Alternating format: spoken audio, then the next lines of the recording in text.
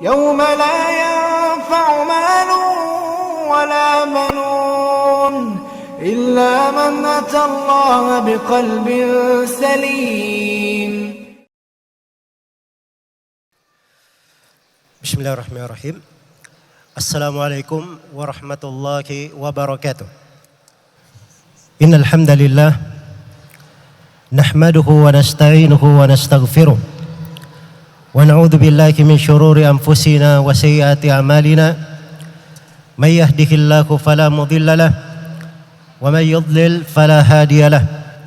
Asyhadu an la ilaha illallah wahdahu la syarika lahu wa asyhadu anna Muhammadan abduhu wa rasuluh. Ya ayyuhalladzina amanu taqullaha haqqa tuqatih wa la tamutunna illa wa antum muslimun. Ya ayyuhan nasu taqu rabbakumul ladzi khalaqakum min nafsin wahidah wa khalaqa minha zawjaha wa batha minhuma rijalan katsiran wa nisaa'a wattaqullaha alladzi tasaaluna bihi wal arham innallaha kana 'alaikum raqiba. Ya ayyuhalladzina amanu taqullaha wa qulu qawlan sadida yuslih lakum a'malakum wa yaghfir lakum dhunubakum wa may yuti'illaha wa rasulahu faqad faza fawzan 'azima. Amma ba'd. Fa inna asdaqal hadithi kitabullah wa khairal hadi hadi Muhammadin sallallahu alaihi wasallam wa syarral umuri muhdatsatuha fa inna kulla muhdatsatin bid'ah wa kulla bid'atin dhalalah wa kulla dhalalatin finnar. Ma'asyiral muslimin, jemaah tabligh akbar Sulselbar rahimani wa rahimakumullah. Tema yang diamanahkan kepada saya di pagi hari ini, inilah Islam. Tema ini adalah tema yang sangat agung dan sangat besar. Karena kita berbicara tentang agama yang tidak ada agama yang diridhai oleh Allah Subhanahu wa taala selain daripada Islam ini. Innad dina 'indallahil Islam. Sungguhnya agama di sisi Allah Subhanahu wa taala hanyalah Islam. Kita berbicara tentang agama yang merupakan agama para nabi dan para rasul. Tidak ada jalan keselamatan kecuali dengan Islam ini. Wa may yabtaghi ghairal islami dinan fala yuqbala min wa huwa fil akhirati minal khasirin. Barang siapa yang mencari agama selain daripada Islam, maka tidak akan diterima darinya, dan dia kelak akan menjadi orang-orang yang merugi. Pembahasan ini tentunya saya adalah orang yang lemah di dalam membahasakannya dan kurang pengetahuan tentang hal tersebut. Untuk membicarakan tentang Islam secara global, mungkin saya tidak mampu akan hal tersebut, apalagi membicarakannya secara terperinci. Namun kelemahan di dalam hal ini tidaklah menghambat dan bukanlah menjadi penghalang untuk kita saling mengingatkan akan keindahan Islam ini, keagungan dan kebesarannya. Karena sesuatu yang tidak bisa diraih seluruhnya, kita berusaha semaksimal mungkin untuk bisa mengambil walaupun kebanyakannya dan mempelajari daripada pokok-pokoknya. Membahas tentang inilah Islam adalah pembahasan yang sangat penting. Di belakangnya terdapat berbagai manfaat yang sangat besar. Manfaat yang pertama, supaya kita mengenal pondasi-pondasi agama kita. Kita mengenal dari pondasi-pondasi agama kita pegangan-pegangan kuat di dalam syariat ini, agar supaya ada bekal yang kuat yang kita pegang pijakan yang mendasar yang membuat kita teguh di atas kehidupan, memandang kehidupan ini dengan pandangan yang lurus, pandangan yang membawa rahmat dan kebaikan untuk seluruh manusia. Kemudian yang kedua, dari manfaat seorang mengenal apa itu Islam secara global adalah agar supaya dia mengingat besarnya nikmat Allah Subhanahu wa taala, mengetahui betapa besarnya anugerah Allah Subhanahu wa taala yang dilimpahkan untuk kita semua dengan agama yang mulia ini, dengan agama yang agung ini. Sebagaimana Allah Subhanahu wa taala telah berfirman, "Al-yawma akmaltu lakum dinakum wa atmamtu alaikum ni'mati wa raditu lakumul Islam madina." Pada hari ini telah kucukupkan agama kalian untuk kalian, dan telah kucukupkan segala nikmatku untuk kalian, serta telah kuridhai Islam sebagai agama kalian. Maka pembahasan ini akan membuat Islam itu semakin indah di dalam hati, semakin kuat mengukir di kalbu setiap muslim dan muslimah, sehingga apabila keislaman ini indah dan terukir rapi di dalam hatinya, maka keindahan Islam ini akan menyirnakan dari kegelapan-kegelapan kejahilan, dari isu-isu miring tentang agama ini, dan dari berbagai fitnah dan syubhat yang banyak menghinggapi seorang muslim dan muslimah di masa ini. Iya. Kemudian yang ketiga dari pentingnya pembahasan ini adalah supaya kita mengenal lahan-lahan ibadah di dalam agama, supaya kita mengerti betapa luasnya kebaikan dan rahmat Allah Subhanahu wa taala di dalam agama yang Allah anugerahkan kepada kita semua, sehingga kesibukan kita yang paling utama sebenarnya adalah untuk mempelajari agama ini, bertafakkur dengan agama ini, mengamalkannya di dalam kehidupan. Tidaklah kita menjalankan agama ini dengan baik kecuali pasti akan menjadi baik pula seluruh keadaan kita secara individu, keluarga, masyarakat maupun negara. Allah Subhanahu wa taala berfirman, "Walau anna ahlal qura amanu wattaqau lafatahna 'alaihim barakatin minas sama'i wal ard walakin kadzdzabu fa akhadnahum bima kanu yaksibun." Andai kata penduduk negeri beriman dan bertakwa, keimanan dan ketakwaan ini adalah gambaran dari Islam itu. Andai kata penduduk negeri beriman dan bertakwa, kami akan bukakan untuk mereka berbagai berkah dari langit dan bumi. Akan tetapi mereka mendustakan, maka kami pun menyiksa mereka disebabkan karena perbuatan mereka sendiri. Dan Allah Subhanahu wa taala berfirman, "Walau anna ahlal qura amanu wattaqau lakaffarna anhum sayyi'atihim wa la adkhalnahum jannatin na'im walau annahum aqamut tawrata wal injila wa ma unzila ilaihim min rabbihim la akalu min fawqihim wa min tahti arjulihim."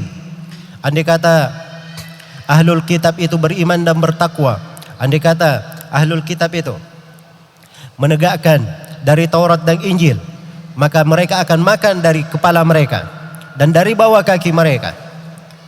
Demikianlah Islam ini, dia membawa segala hal yang indah dan yang baik untuk manusia. Dengan kemudian faedah yang keempat dari tema pembahasan ini, ketika kita mengenal keindahan Islam, dan inilah Islam secara global, maka kita akan mengetahui bahwa di dalam Islam ini manusia itu bertingkat-tingkat derajat dan kedudukannya, dan setiap orang itu mendapatkan ketokohan, kepemimpinan, ketinggian derajat di dalam agama itu sesuai dengan kadar dia beramal dengan keislaman, sesuai dengan kadar pengamalannya terhadap keislamannya. Semakin dia kuat berpegang teguh dengan Islam, maka akan semakin tinggi derajatnya di sisi Allah Subhanahu wa taala. Kemudian Di antara manfaat juga mempelajari pembahasan ini agar supaya kita mengenal dari keindahan-keindahan Islam ini, dari kebaikan agama ini, sehingga seorang muslim itu bisa melihat berbagai kejadian-kejadian yang menimpa di masa sekarang. Kalau ada kejadian-kejadian dalam bentuk peledakan, pengeboman, terorisme, atau ada orang-orang yang mengajak manusia untuk menegakkan khilafah, melakukan demonstrasi, memberontak terhadap pemerintah, atau hal yang semisal dengannya, dia bisa menimbangnya dengan timbangan keislaman. Sebab kalau dia mengerti indahnya Islam ini, tidak akan mungkin dia akan berpikir kepada kerusakan-kerusakan yang seperti itu. Karena agama ini adalah agama yang sangat bertentangan, sangat berseberangan dengan segala hal yang membawa kerusakan untuk manusia secara individu maupun masyarakat. Maka Islam itu dibangun di atas pondasi-pondasi. Dia punya karakteristik yang dikenal dengannya.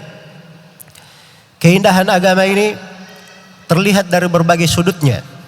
Saya akan meringkas pada kesempatan yang singkat ini beberapa poin pembahasan tentang keindahan Islam.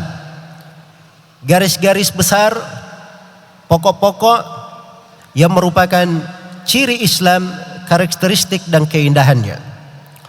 Ciri yang pertama dari agama ini adalah agama yang dibawa di atas dasar keimanan kepada Allah Subhanahu wa taala. Iya. Dan ini keindahan yang paling indah di dalam agama ini. Karena itulah setiap nabi dan rasul diutus untuk hal ini. Allah Subhanahu wa taala berfirman, "Wa laqad ba'atna fi kulli ummatin rasulan an i'budullaha wajtanibut taghut."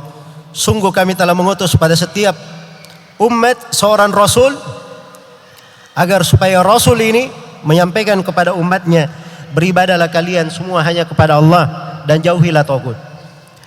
Iya. Maka setiap nabi yang diutus oleh Allah Subhanahu wa taala adalah untuk hal tersebut. Mengajak umatnya untuk memurnikan ibadah hanya kepada Allah Subhanahu wa taala dan menjauhi segala ibadah selain daripada Allah. Dengan hal itulah mereka menjadi manusia-manusia yang merdeka secara hakikatnya. Merdeka dari penyembahan kepada manusia yang lain. Merdeka dari ketundukan kepada makhluk. Dia merdeka dengan beribadah hanya kepada Allah Subhanahu wa taala. Iya. Karena seorang mukmin apabila terikat hatinya hanya kepada Allah, dia hanya milik Allah Subhanahu wa taala dan dia peruntukkan dirinya hanya untuk Allah Subhanahu wa taala. Itulah kemerdekaan yang sebenarnya. Itulah kemerdekaan yang sebenarnya. Tetapi apabila dia keluar dari jalur keimanan, dia beramal bukan untuk Allah. Dia beramal hanya untuk meraih dari pujian manusia. Beramal hanya untuk mendapat dari sanjungan orang-orang tertentu, beramal hanya untuk dilihat dan didengar oleh manusia, maka ini tidak akan membawa kebaikan untuk dirinya. Bahkan amalannya tidak akan bermanfaat di hari kiamat. Allah Subhanahu wa taala berfirman, "Wa qadimna ila ma 'amilu min 'amalin faja'alnahu haba'an manthura." Kami hadapi amalan yang mereka lakukan, lalu kami jadikan amalannya bagaikan debu yang berterbangan, tidak dianggap. Maka keimanan ini membuat kehidupan seorang itu menjadi sangat indah dan cerah. Iya. Keimanannya kepada Allah Subhanahu wa taala. Ia beriman bahwa Allah lah yang mencipta, menghidupkan, memberi rezeki, mengatur segala perkara. Dia imani bahwa ibadah itu hanya kepada Allah. Dialah Allah satu-satunya yang berhak diibadahi. Dia beriman tentang nama-nama dan sifat-sifat Allah Subhanahu wa taala. Ini adalah sorga di dalam kehidupan. Siapa yang masuk di dalamnya, maka dia telah masuk di dalam sorga dunia. Dan siapa yang tidak masuk ke sorga dunia yang seperti ini, dia tidak akan meraih dan tidak merasakan sorga di akhirat. Karena seorang mukmin itu dengan keimanan kepada Allah Subhanahu wa taala, hatinya akan menjadi tenang. Dia tahu bahwa rezekinya di dalam kehidupan dunia ini tidak perlu dia resah dan gundah gulana. Allah Subhanahu wa taala sudah mencatat dan menakdirkannya. Dan Allah sudah mencatat untuknya kehidupannya. Dan dia tidak akan mati kecuali kalau rezekinya yang Allah catatkan sudah habis dari catatan yang ditetapkan. Maka keimanannya kepada Allah Subhanahu wa taala membuat kehidupannya menjadi sangat indah, menjadi sangat mudah. Ya, hatinya hanya bergantung kepada Allah Subhanahu wa taala. Dia menjadi lapang ketika mendapatkan gangguan dari manusia, sebab dia tahu bahwa manusia ini tidak bisa memberikan apa-apa untuk dirinya. Yang memujinya tidak akan menambah kemuliaan untuknya, yang menghinanya tidak akan bisa menurunkan derajatnya. Justru dialah Allah Subhanahu wa taala satu-satunya yang mengangkat dan dia pula satu-satunya yang merendahkan.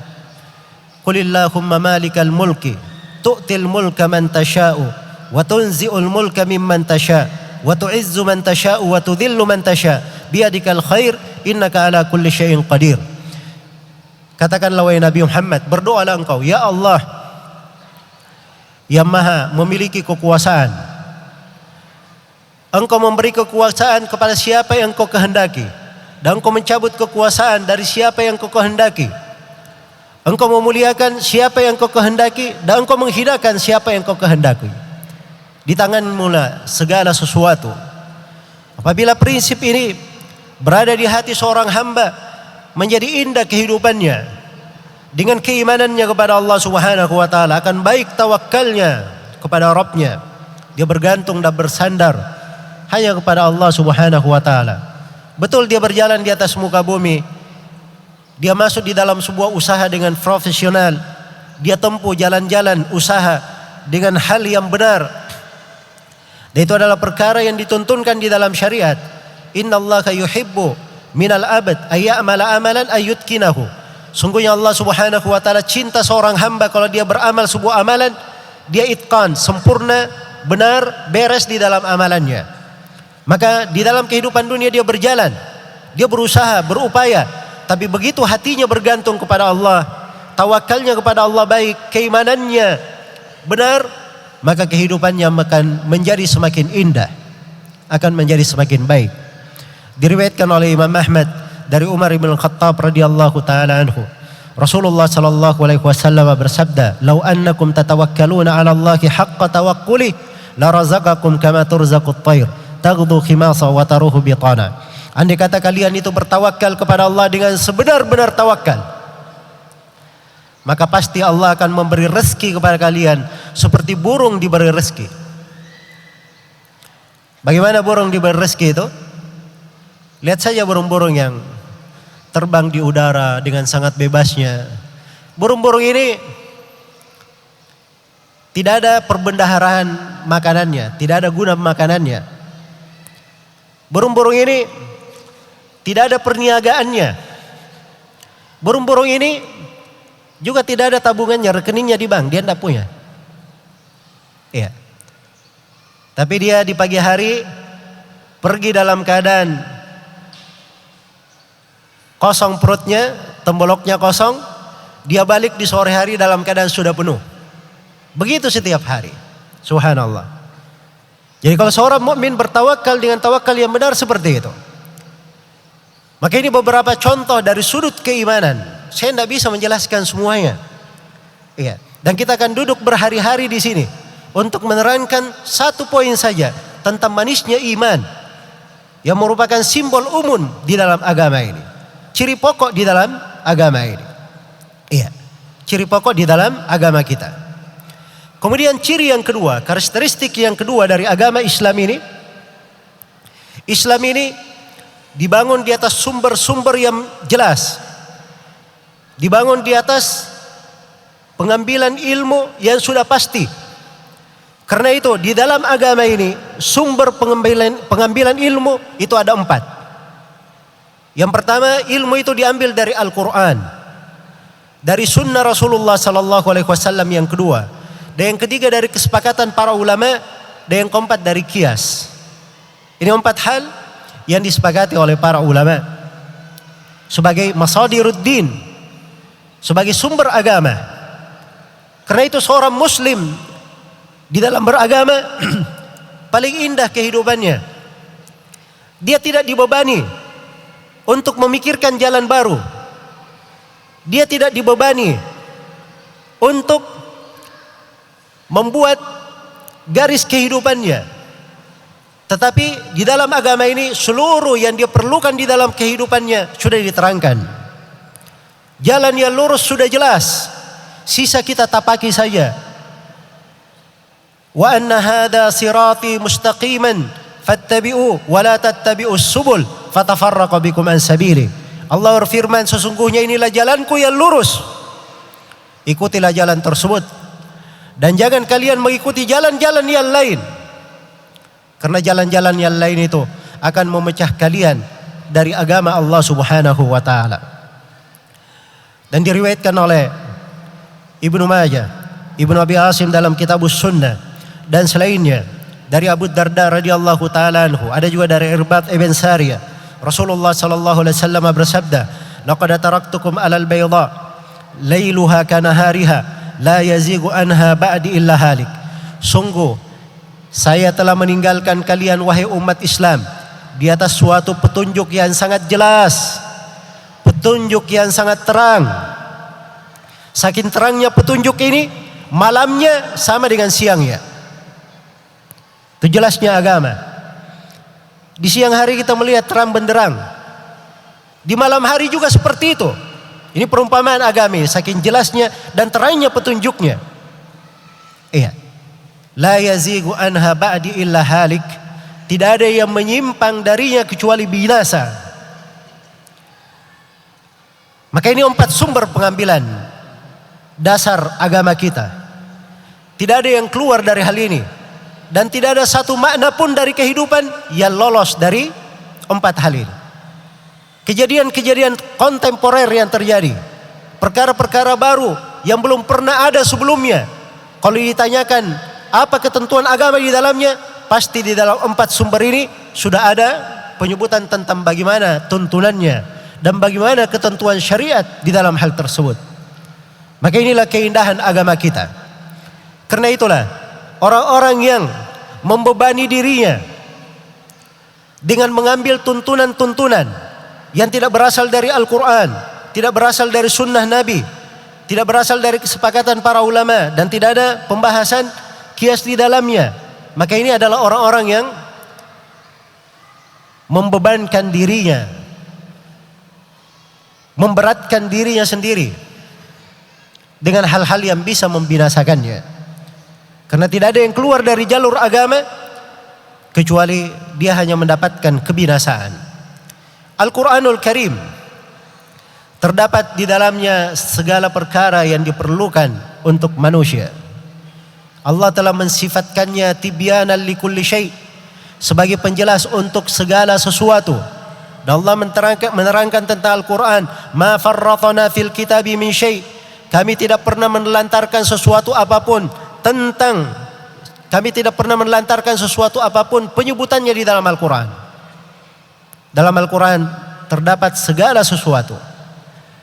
Di dalam hadits Rasulullah sallallahu alaihi wasallam, Nabi telah menjelaskan bahwa kebaikan dari umat ini semuanya sudah diterangkan, sebagaimana hal yang jelek, berbahaya, yang diharamkan atas umat ini juga diterangkan oleh Nabi sallallahu alaihi wasallam. Diriwayatkan oleh Imam Muslim dari Abdullah bin Amr bin As, Rasulullah sallallahu alaihi wasallam bersabda, "Innahu lam yakun nabiyyun qabli illa kana haqqan alaihi ayadulla ummatahu ala khairi ma ya'lamuhu lahum wa yundhirahum syarra ma ya'lamuhu lahum." Tidak ada seorang nabi pun sebelumku kecuali wajib atas nabi ini untuk menjelaskan segala kebaikan yang dia ketahui untuk umatnya, dan wajib atas Nabi tersebut menjelaskan segala kejelekan yang bisa membahayakan umatnya.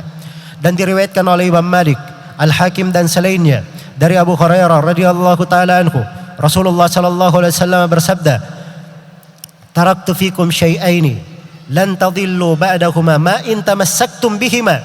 Aku tinggalkan kepada kalian dua perkara. Kalian tidak akan tersesat selama-lamanya sepanjang kalian berpegang dengan dua perkara ini. Itulah kitab Allah dan sunnah Rasulullah sallallahu alaihi wasallam. Maka tidaklah umat ini mendapatkan dari musibah dan malapetaka. Tidaklah umat ini didera dengan kesedihan dan dengan berbagai kejadian yang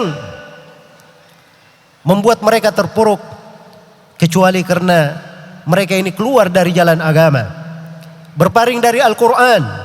Famadza ba'dal haqqi illa dhalal. Tidak ada setelah kebenaran kecuali kesesatan, karena mereka menyelisih jalan Nabi sallallahu alaihi wasallam. Falyahdharil ladzina yukhalifuna an amri an tusibakum fitnah aw yusibakum adzabun alim. Hendaknya berhati-hati orang yang menyelisih perintah Rasulullah sallallahu alaihi wasallam. Dia akan ditimpa oleh sebuah fitnah atau ditimpa siksaan yang sangat pedih.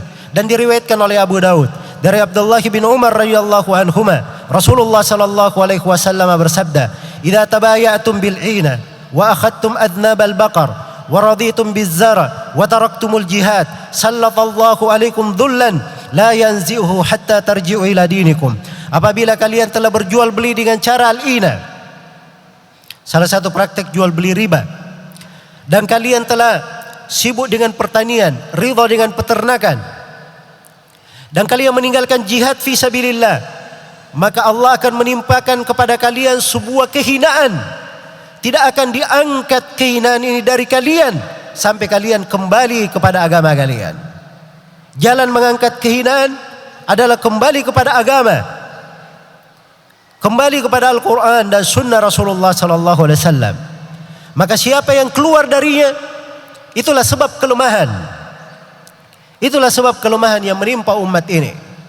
Maka tidak ada seorang pun dari individu muslim, masyarakat muslim atau negara muslim yang menerapkan dan berpegang dengan Al-Quran dan sunnah ini, kecuali pasti dia akan mendapatkan ketenangan, ketentraman dengan segala makna ketenangan dan ketentraman tersebut. Itulah negeri-negeri yang dijayakan oleh Allah Subhanahu wa taala.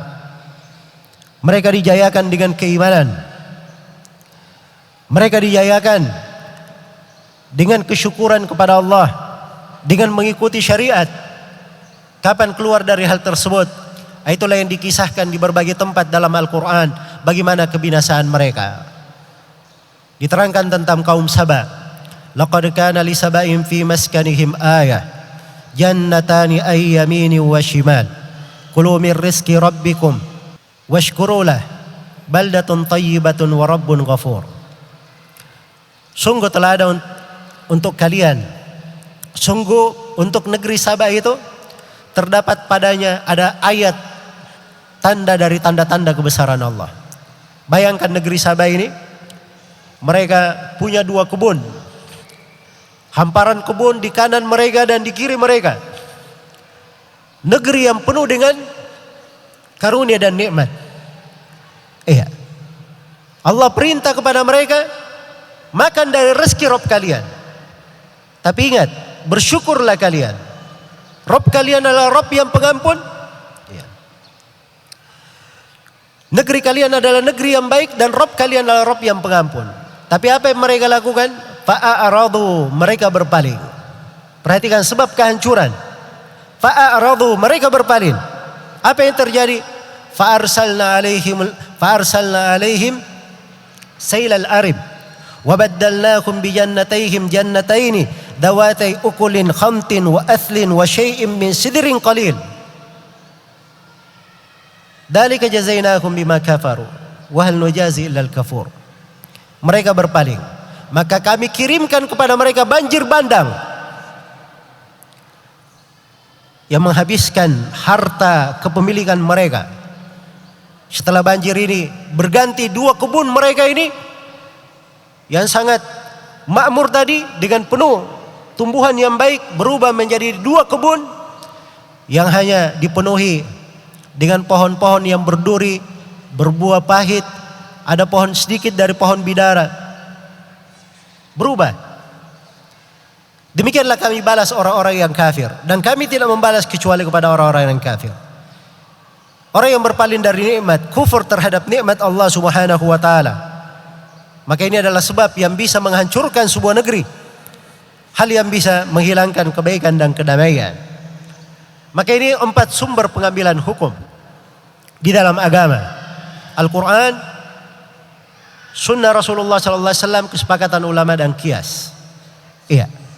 Dengan inilah umat Islam dijaga oleh Allah Subhanahu wa taala di atas kebaikan.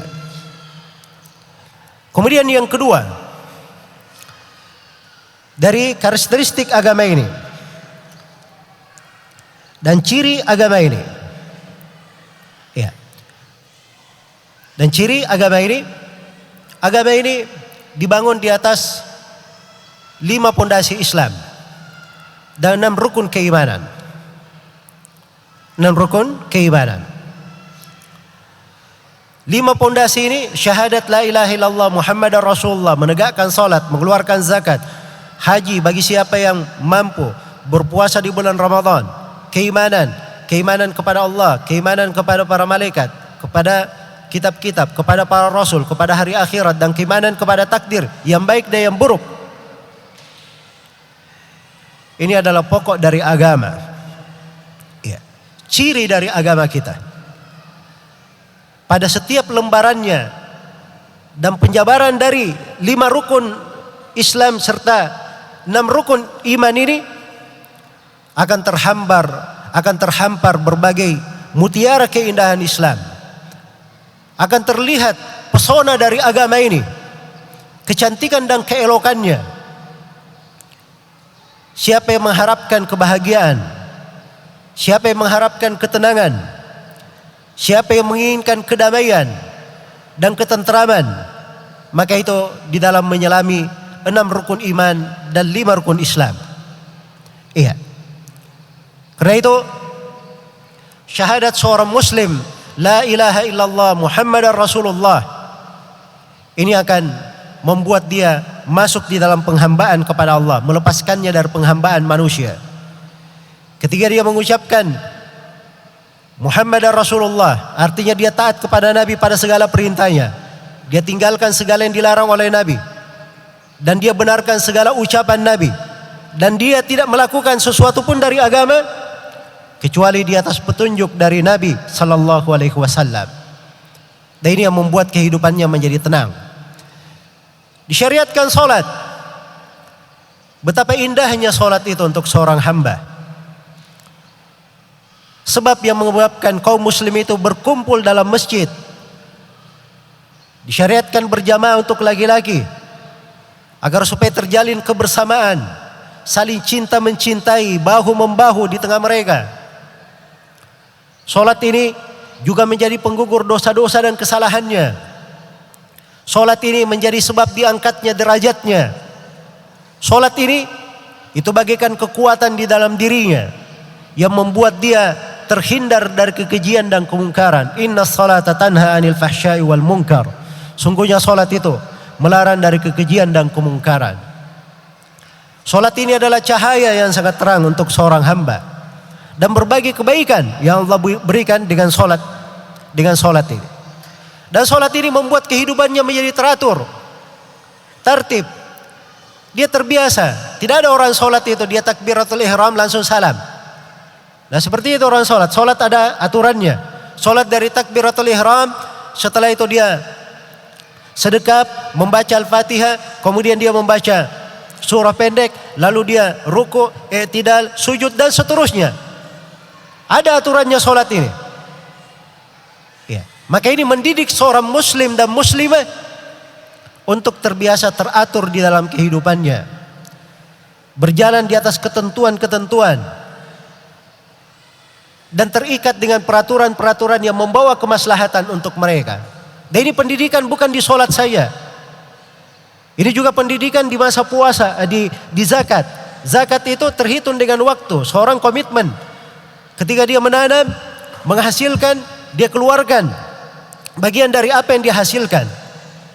Ada hewan ternaknya dihitung jumlahnya, sudah sampai setahun dari harta yang dia miliki, hewan ternak sampai nisabnya dan telah berputar 1 tahun, maka dikenakan padanya zakat. Terbiasa dengan aturan puasa, dia menahan dirinya dari terbitnya fajar subuh sampai terbenamnya matahari, dia ikut aturan.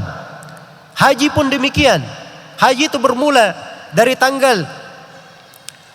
dari hari Arafah tanggal 9 Dzulhijjah dan berakhir pada tanggal 12 Dzulhijjah atau tanggal 13 Dzulhijjah dengan aturan-aturannya secara berurut. Harus ke Arafah dahulu, setelah Arafah baru ke Musdalifah, dari Musdalifah baru dia ke Mina. Tidak ada istilahnya dia langsung ke Musdalifah, ya, langsung ke Mina, Arafahnya dia belakangkan. Tidak, semuanya harus sesuai dengan aturannya. Maka ini pendidikan di dalam agama. Terlihat bagaimana keindahan Islam ini dan keelokan agama ini di dalam mendidik setiap penganutnya. Ini di satu sudut saya terangkan dari 5 rukun Islam ini, dan banyak lagi sudut yang lainnya. Di pembahasan zakat, disyariatkan zakat ini untuk mensucikan harta dan mensucikan pemiliknya, dan disyariatkan zakat ini agar supaya tercipta keseimbangan di tengah masyarakat, terjaga kemakmuran yang merata di tengah mereka. Bukan orang kaya saja yang mendominasi, tapi orang kaya juga mengeluarkan dari hartanya untuk memberikan kepada orang miskin, membantu mereka dan bisa meningkatkan keadaan mereka di tengah masyarakat.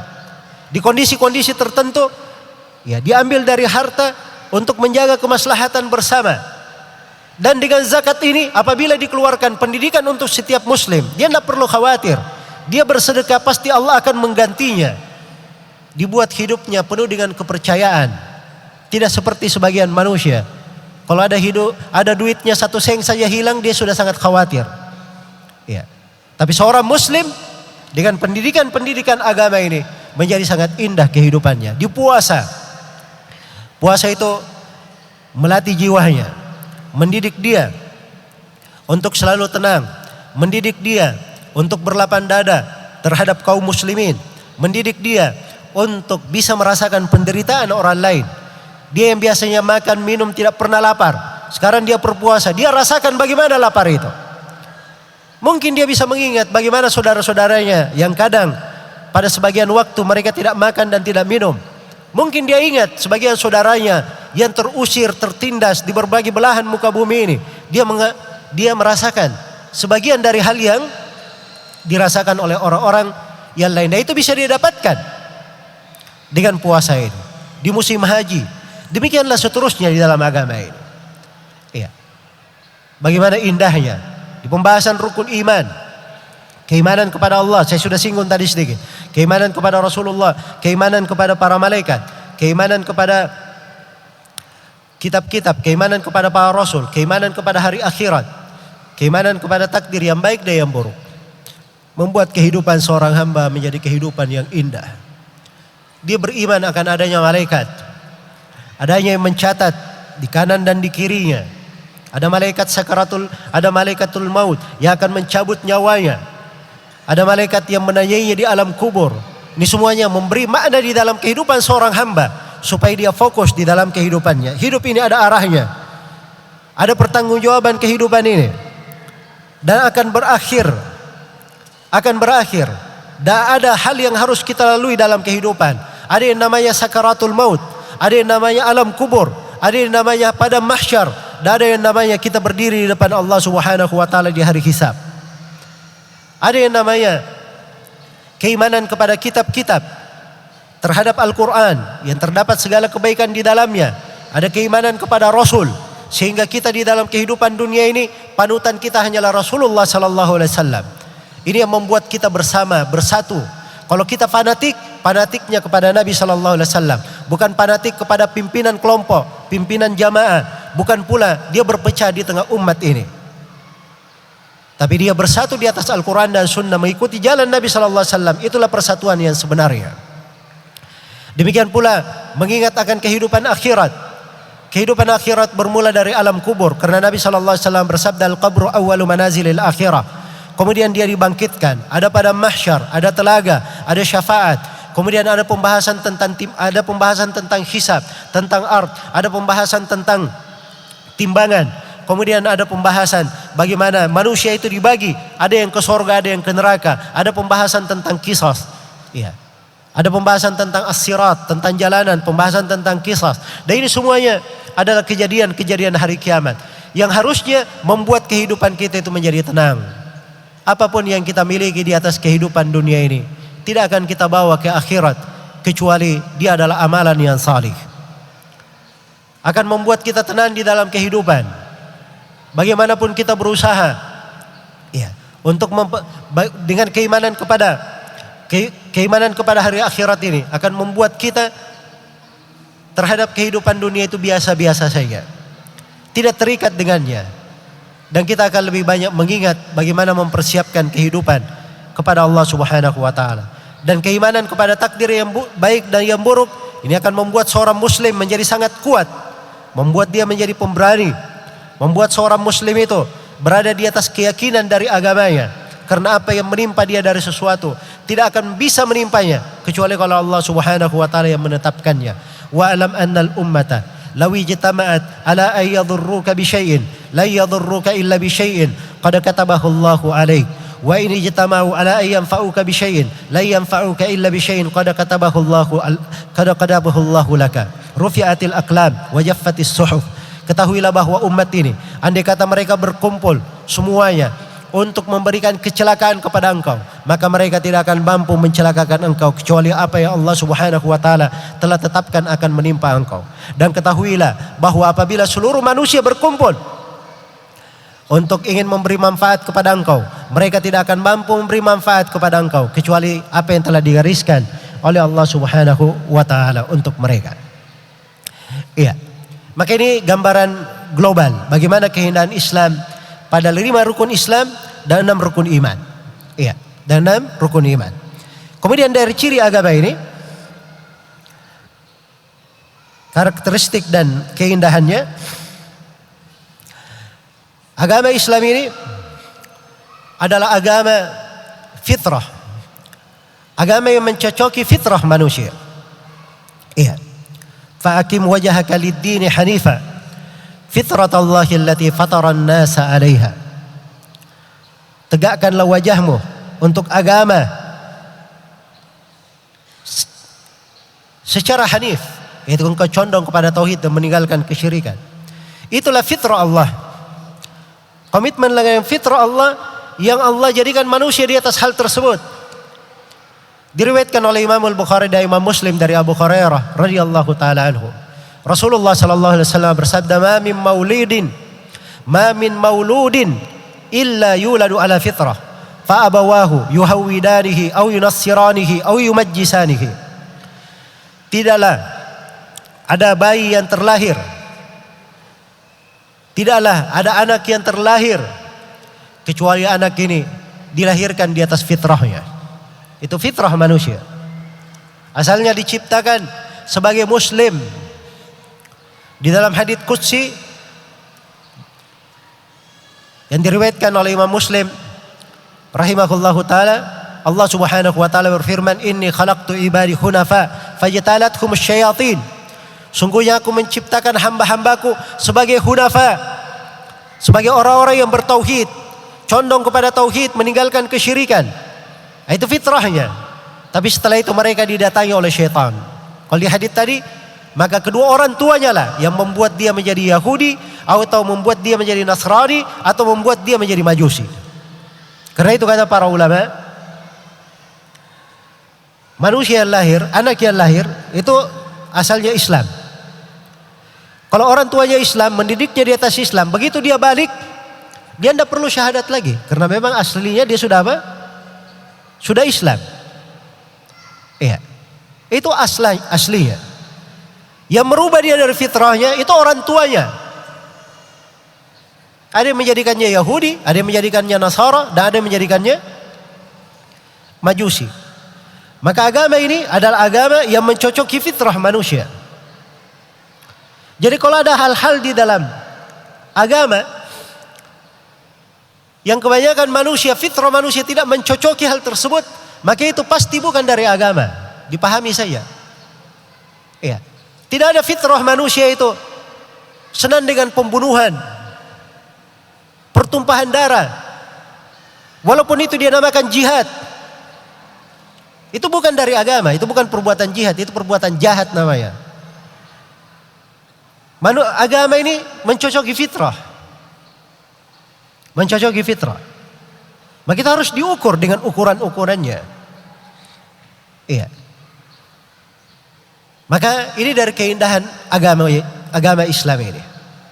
Dia adalah agama yang segala sesuatu yang ada di dalamnya itu sesuai dengan fitrah. Tidak bertentangan dengan akal sehat. Iya. Bukan hal yang keluar dari kemampuan mereka. Bukan hal yang keluar dari kemampuan mereka. Dan bukan agama yang membawa mereka kepada kebinasaan. Agama yang membawa dan menjaga mereka di atas kebaikan. Baik. Kemudian ciri yang lain dari ciri agama ini dan keindahannya. Agama Islam ini adalah agama yang disifatkan dengan kesempurnaan dan kelengkapan. Dia adalah agama yang sempurna dan lengkap. Tidak ada kekurangan di dalamnya. Allah telah tegaskan, al-yawma akmaltu lakum dinakum. Pada hari ini telah kusempurnakan agama kalian untuk kalian. Agama sudah sempurna. Wa atmamtu alaikum ni'mati, dan telah kucukupkan nikmatku atas kalian. Wa raditu lakumul Islam madina, dan telah kuridai Islam sebagai agama kalian. Maka inilah agama kita. Agama yang lengkap, agama yang sempurna. Segala sesuatu diterangkan. Iya. Jangankan yang jalan yang baik, jalan yang jelek juga diterangkan untuk dihindari. Wa hadainahun najdain. Kami beri manusia ini dua hidayah. Jalan yang baik, jalan yang lurus. Hidayah maksudnya dua jalan. Ya. Dan dua jalan ini semuanya diterangkan. Kadzalika nufassilul ayat walitastabina sabilul mujrimin. Demikianlah kami merinci ayat-ayat. Jadi ayat-ayat yang menjelaskan kebaikan semuanya terperinci. Supaya tampak dengan sangat jelas jalannya orang-orang yang berdosa. Iya. Saking indahnya agama ini, semuanya terang, tidak ada yang tersembunyi di dalamnya. Semuanya lengkap. Ingin pembahasan apa saja ada di dalam agama. Iya. Karena agama ini itu menjaga dari sisi keagamaannya, menjaga jiwa seorang hamba, menjaga akalnya, menjaga kehormatannya, dan menjaga dari hartanya. Ini semuanya terpelihara dan terjaga di dalam agama. Dan segala keperluan yang mereka perlukan, yang kalau keperluan ini tidak diambil, tidak ada akan memberatkan mereka, itu didatangkan di dalam agama ini, diatur di dalam pensyariatannya. Iya. Karena itu tidak ada suatu pun yang keluar dari ketentuan agama ini. Baik. Maka ini dari ciri agama kita. Karena itu kewajiban kita cuma satu. Kalau agama ini lengkap, sempurna, kewajiban kita cuma satu. Ya ayyuhalladzina amanu udkhulu fis-silmi kaffah. Wahai orang-orang yang beriman, masuklah kalian ke dalam Islam secara kaffah, secara keseluruhan. Dan ini akan membawa kita kepada pembahasan yang lain. Juga di antara ciri Islam dan keindahannya, Islam ini adalah agama yang universal. Universal dan mencakup segala hal yang diperlukan oleh manusia. Karena itu ada pembahasan tentang ibadah mereka. Ada pembahasan tentang jual beli mereka. Ada pembahasan tentang pernikahan mereka. Ada pembahasan tentang bagaimana apabila ada yang melakukan tindakan-tindakan kriminal, pelanggaran-pelanggaran, ada pembahasan peradilan, Ya. Ada pembahasan terkait siasa, as-siyasa asy-syar'iyyah, politik syar'i. Saya sebut dengan nama siasa karena kata politik kalau bahasa Indonesia ini kalimat bersayap, mungkin baik mungkin buruk. Iya. Dan kepada konotasi tidak baiknya itu kadang lebih berat pada sebagian keadaan. Tapi kalau kata siasa dalam agama, siasa itu adalah pengaturan yang membawa kemaslahatan untuk manusia. Pengaturan yang membawa kemaslahatan untuk manusia. Maka siasa syariah ini dijaga di dalam agama. Ada pembahasannya, ada buku-bukunya. Ditulis oleh para ulama. Jadi jangan berpikir bahwa di dalam agama ini atau agama ini dipisahkan dari siasa dan siasa bukan dari agama. Itu tidak benar. Iya, hanya saja yang harus didudukkan untuk siasa itu ada orang-orang khusus di situ. Dan semuanya masuk dalam hal-hal yang seperti itu. Rahimallahu imra'an arafa qadra nafsihi. Semoga Allah merahmati seseorang, dia mengenal kadar dirinya masing-masing. Anzilun naza manazilahum. Letakkanlah manusia di kedudukannya masing-masing. Di masalah-masalah politik, masalah-masalah siasa, itu ada orang-orang khusus. Allah Subhanahu wa taala berfirman, "Wa idza ja'akum amrun minal amni awil khaufi adha'u bih, walau radduhu ila Allahi walau radduhu ila rasuli wa ila ulil amri minhum la'alimahu alladhina yastanbitunahu minhum." Apabila datang kepada mereka sebuah perkara yang mengandung keamanan atau mengandung ketakutan. Ini masalah-masalah siasa seperti ini bentuknya. Kadang membawa keamanan, membawa ketakutan, kekhawatiran. Apabila datang kepada mereka sebuah perkara, mereka langsung sebarkan. Ini kejadian pernah terjadi di masa Nabi. Masalahnya bukan masalah yang dianggap besar oleh banyak manusia. Tersebar berita bahwa Nabi mentalak istri-istrinya. Maka berita ini disebarkan dan membuat keributan di tengah umat. Ya. Maka Umar pun didatangi oleh seorang sahabat, diketuk pintunya dengan sangat keras. Umar menyangka ini ada musuh yang menyerang. Maka Umar pun keluar dari rumahnya. Ternyata berita ini yang datang kepada Umar. Maka Umar pun turun ke kota. Dia lihat ke masjid, di sebelah sana orang menangis, di sana orang menangis, di sana orang berduka. Dia datangi putrinya, dia tanya, ada apa? Putrinya menangis, dia datangi Aisyah juga. Ya. Dia berkata, jangan urusi saya, urusi putri kamu sendiri. Ya. Akhirnya Umar mendatangi Nabi SAW. Nabi tadinya marah, tapi Umar pun bercerita, akhirnya Nabi cerah kembali biasa. Setelah itu Umar bertanya, ya Rasulullah, apakah benar engkau mentalak istri-istrimu? Kata Nabi, tidak. Saya tidak mentalak mereka. Saya hanya melakukan ila 1 bulan. Dan ila bukan talak namanya. Sumpah suami tidak mendekati istri. Dan itu dibolehkan dalam syariat kalau ada keperluan. Baik. Jadi ini berita yang seperti ini disiarkan. Para sahabat langsung ditegur dalam 1 ayat.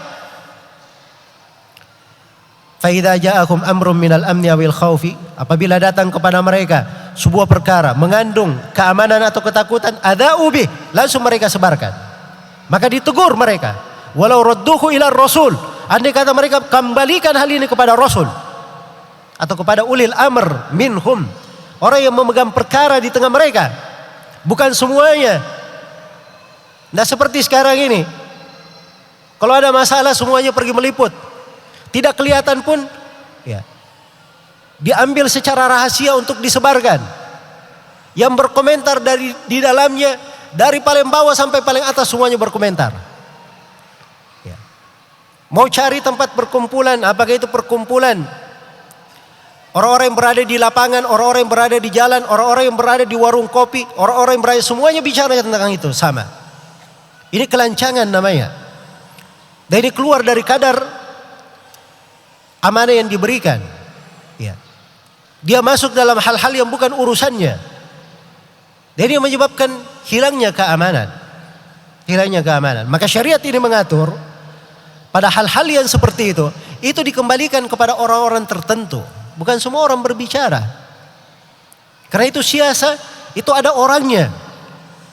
Ada yang mengerti. Ya. Ada yang mengerti tentang hal tersebut. Kalau rakyat itu dia pandang saja, dia tidak tahu apa yang ada di belakangnya, tidak mengerti. Ya. Dia tidak mengerti tentang hal tersebut. Jangankan kita orang biasa, para sahabat saja kadang sebagian dari perbuatan khalifah, ya mereka tidak bisa tafsirkan akan hal tersebut. Tapi mereka paham bahwa itu hak dari khalifah dalam hal itu. Utsman bin Affan misalnya ketika dikepung oleh kaum Khawarij, ya, kenapa beliau tidak memerintahkan para sahabat untuk memerangi kaum Khawarij yang mengepungnya? Padahal beliau kepala negara. Kenapa beliau pilih bersabar? Nah, itu hal yang dipandang oleh pemerintah dari sisi maslahat yang dia pandang untuk umatnya. Dipandang untuk umatnya. Karena itu di dalam kaidah fikih dikatakan tasarruful imam ala ra'iyatihi manutun bil maslahah. Seorang imam itu ketika dia menentukan keputusan-keputusan terkait dengan rakyatnya itu dibangun di atas maslahat. Dan itu dibolehkan di dalam agama.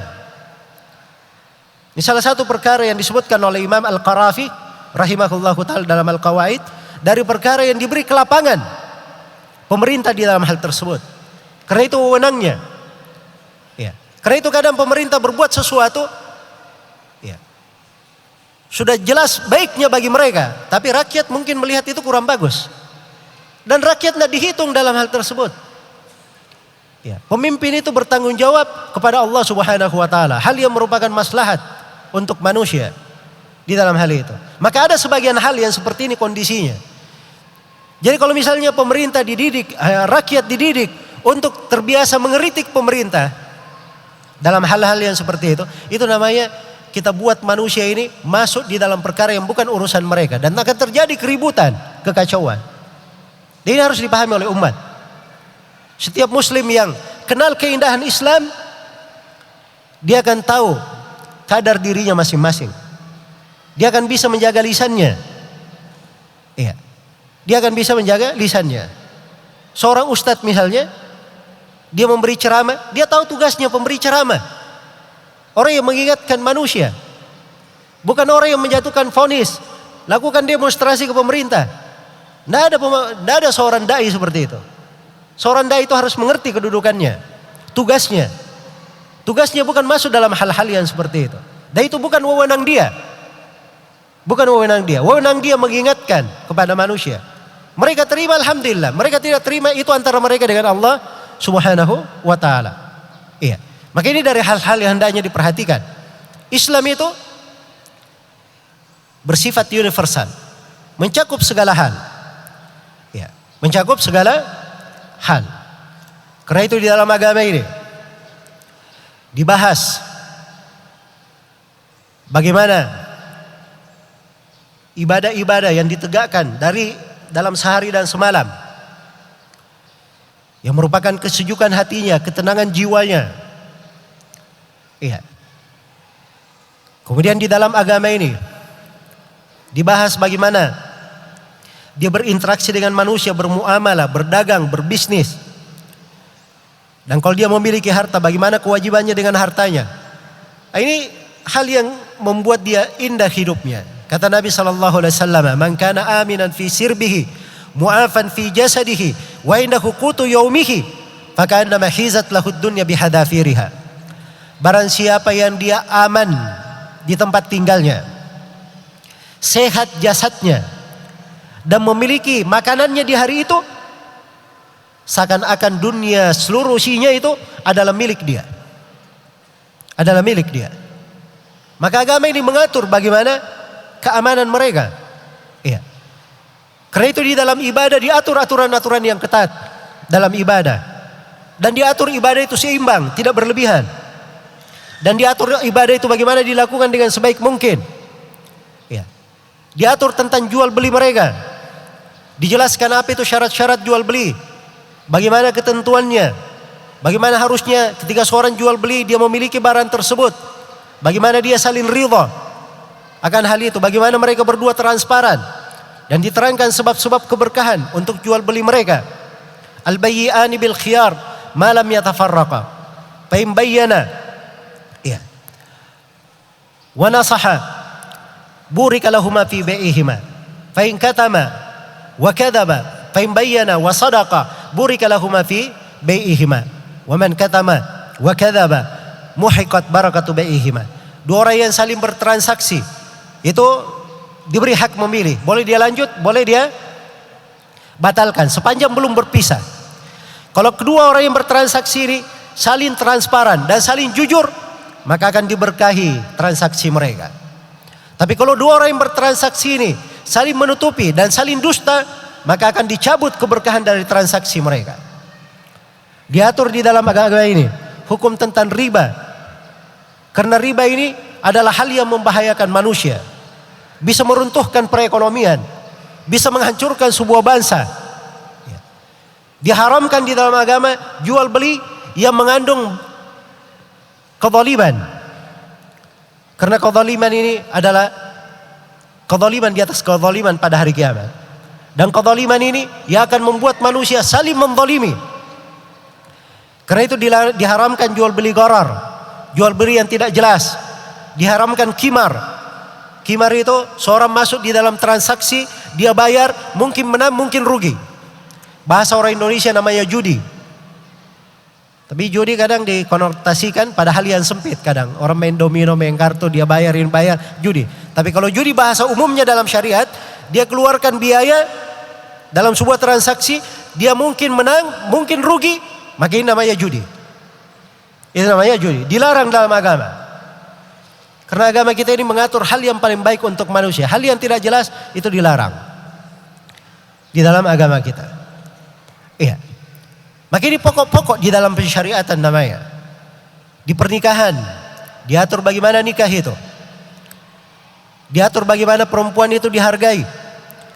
Istri itu diberikan hak-haknya sebagaimana suami memiliki hak-hak. Di dalam pernikahan diatur bagaimana cara mereka berinteraksi, cara hidup di dalam rumah tangga. Ketika terjadi permasalahan di dalam pernikahan, ada pintu-pintu pembahasan. Ada namanya pintu talak, ada namanya pintu ila, ada namanya pintu hulu.